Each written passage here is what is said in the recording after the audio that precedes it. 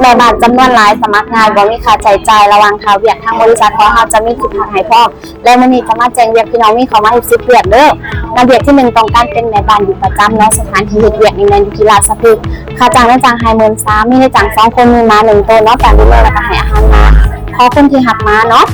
หน้าที่ก็คือทำความสะอาดบ้านภายในบ้านเนาะส่วนงานเวียกที่2จะเป็นแม่บ้านอยู่ประจำค่าจ้างในจ้าง52,000สถานที่เฮ็ดเวียกนี่แม่นอยู่ลาดกระบังเนาะมีในจ้าง4คนม้า2หน้าที่ก็คือทำความสะอาดบ้านกวาดบ้านที่บ้านสักผ้าดิบผ้าหน้าเวียกที่3จะเป็นแม่บ้านดูแลผู้สูงอายุค่าจ้าง15,000บนเฮ็ดเวียกนี่แม่นอยู่ปากเกร็ดที่บ้านมีในจ้าง7คนเนาะดูแลผู้สูงอายุ1คนอายุ91ปียังซอยเหลือเจ้าของใดผู้สูงอายุจะเป็นผู้ชายเนาะหน้าเวียกที่4จะเป็นแม่บ้านดูแลผู้สูงอายุเช่นกันเนาะสถานที่เฮ็ดเวียกนี่แม่นอยู่นนทบุรีที่บ้านมีในจ้าง3คนบ่มีสัตว์เลี้ยงเฮ็ดหน้าที่ดูแลผู้สูงอายุ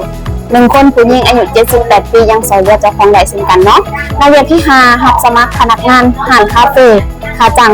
12,000มีค่าอาหาร 3,000มีค่าเดินทางเดือนละ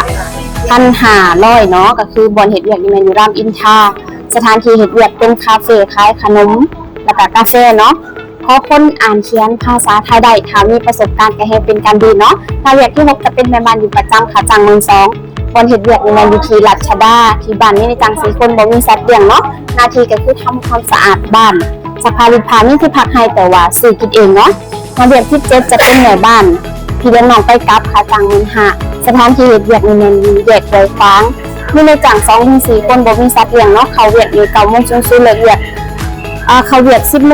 นเลิกเวียก 19:00 นนาทีเนาะเป็นอาทิตย์เบิ่งน้อง2คนอายุ4ปีกับ7ปีดูแลทางเบิดในส่วนของน้อง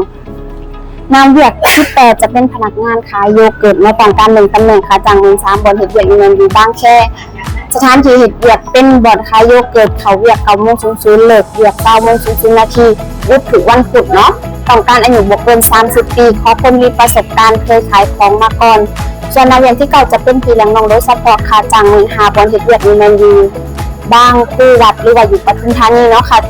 ค่าจ้าง15,000มีในจ้าง4คนบ่มีสัตว์เลี้ยงเฮ็ดหน้าที่เบิ่งน้อง1คนอายุ4เดือนดูแลทั้งเบิดในส่วนของน้องนางเวียกที่10จะเป็นแม่บ้านพี่เลี้ยงน้องค่าจ้าง14,000บ่อนเฮ็ดเวียกนี่แม่นอยู่ตลิ่งชันเนาะมีในจ้าง 3-4 คนบ่มีสัตว์เลี้ยง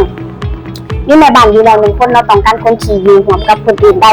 เฮ็ดหน้าที่ซอยเบิ่งน้อง2คนอายุ1ปี2เดือนแล้วก็อายุ4ปีดูแลทั้งเบิด